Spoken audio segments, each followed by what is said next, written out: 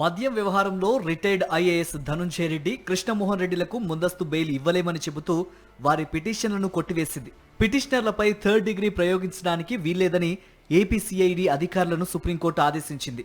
అలాగే ఫలానా విధంగా వాంగ్మూలం ఇవ్వాలని ఒత్తిడి చేయడం గాని, బెదిరించడం గాని, ప్రలోభ పెట్టడం కానీ చేయరాదని, దర్యాప్తును నిష్పాక్షికంగా, పారదర్శకంగా కొనసాగించాలని ఆదేశించింది సుప్రీంకోర్టు.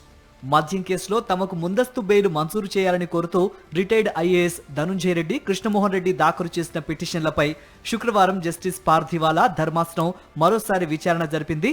పిటిషనర్ల తరఫున సీనియర్ న్యాయవాదులు అభిషేక్ సింఘ్వి, వికాస్ సింగ్ వాదనలు వినిపించారు.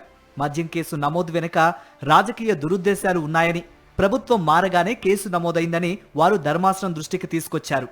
సిఐడి దర్యాప్తునకు పిటిషనర్లు పూర్తిగా సహకరిస్తారని తెలిపారు. ఇప్పటికే 13 గంటల చొప్పున వీరిని దర్యాప్తు అధికారి ప్రశ్నించారని ధర్మాసనం దృష్టికి తీసుకువెళ్లారు. అక్రమాలే లేవని తేలిన వ్యవహారంలో సిఐడి కేసు నమోదు చేసిందని, రాజకీయ కక్ష సాధింపులకు ఈ కేసు ఒక ప్రత్యక్ష ఉదాహరణ అని తెలిపారు.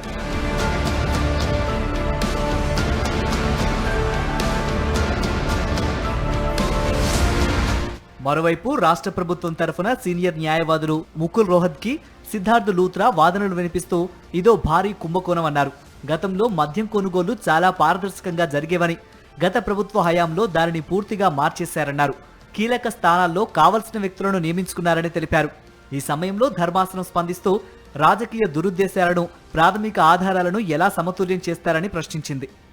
అయితే ఇరుపక్షాల వాదనలు విన్న ధర్మాసనం పిటిషనర్లకు ముందస్తు బెయిల్ ఇవ్వలేమంటూ పిటిషన్లు కొట్టేసింది. పిటిషనర్ల రెగ్యులర్ బెయిల్ పిటిషన్ దాఖలు చేసుకుంటే కేసు పూర్వాపరాల ఆధారంగా విచారించి తగిన నిర్ణయం వెలువరించాలని కింది కోర్టు, హైకోర్టుకు సుప్రీంకోర్టు స్పష్టం చేసింది. విచారణ సమయంలో న్యాయవాదులు ఉండాలనుకుంటే ఆ అభ్యర్థనతో హైకోర్టును ఆశ్రయించాలని పిటిషనర్లను సూచించింది.